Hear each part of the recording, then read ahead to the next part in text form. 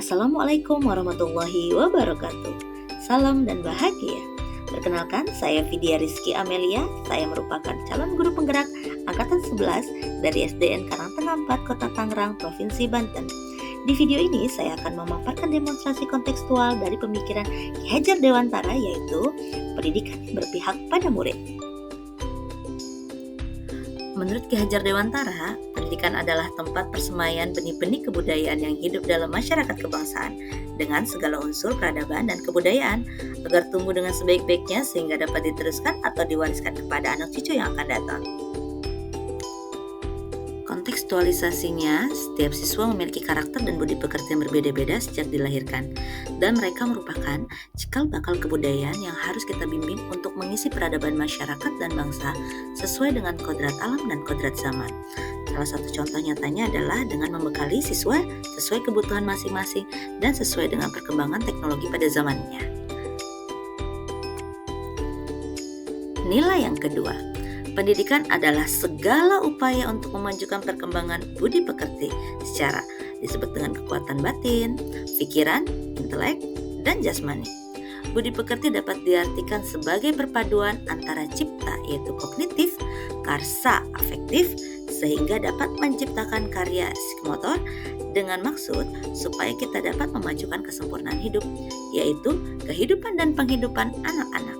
Hal ini tentunya selaras dengan alam dan masyarakatnya.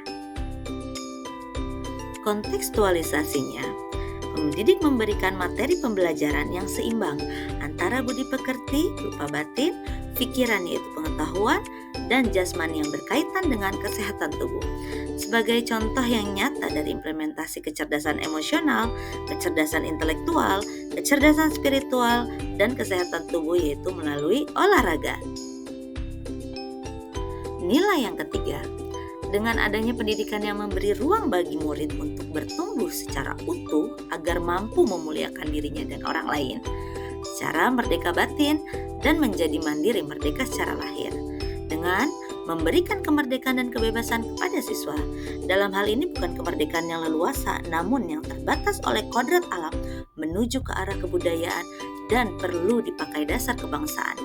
Dengan dasar ini, kita jangan pernah melanggar atau bertentangan dengan dasar yang lebih luas, yaitu adalah dasar kemanusiaan. Kontekstualisasinya, dalam pembelajaran, berikan materi yang sesuai dengan kebutuhan setiap siswa dan dapat memberikan kesempatan siswa untuk aktif dalam proses pembelajaran atau student center, sehingga siswa dapat mengembangkan potensi terbaik yang ada pada dirinya. Dasar jiwa anak dan kekuasaan pendidikan merupakan suatu keadaan jiwa yang asli menurut kodratnya sendiri dan belum dipengaruhi oleh keadaan di luar diri. Salah satu contohnya yaitu teori konvergen. Teori ini mengajarkan bahwa anak yang dilahirkan itu diumpamakan seperti selai kertas yang sudah ditulis penuh, tetapi semua tulisan-tulisan itu masih suram. Lebih lanjut, menurut aliran ini, pendidikan itu berkewajiban dan berkuasa menebalkan segala tulisan yang suram dan yang berisi baik, agar kelak nampak sebagai budi pekerti yang baik.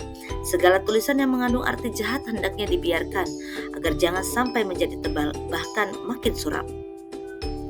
Kontekstualisasinya yaitu melakukan identifikasi minat dan bakat setiap siswa karena setiap siswa memiliki dasar kemampuan yang ada sejak lahir, sehingga dalam pembelajaran berpusat pada kemampuan dan potensi diri siswa.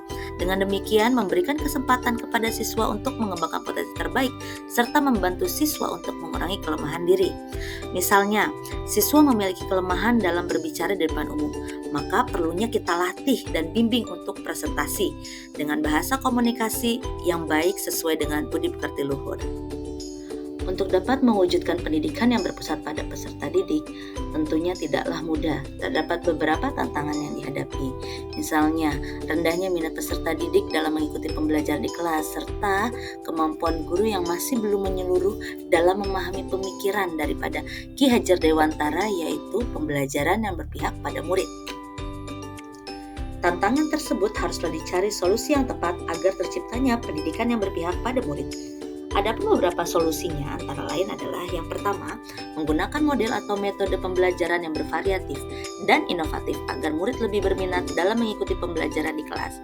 Lalu yang kedua, bagi guru harus mengikuti berbagai pelatihan untuk dapat mengembangkan keterampilan dan menguatkan pemahamannya tentang pentingnya pendidikan yang berpihak pada murid. Demikian pemaparan saya tentang demonstrasi kontekstual dari pemikiran Ki Hajar Dewantara, yaitu pendidikan yang berpihak pada murid. Akhir kata, jadilah guru yang selalu menuntun, memberi teladan, dan memberi pembelajaran yang berpihak pada murid, sehingga murid menjadi bahagia dan merdeka. Terima kasih banyak.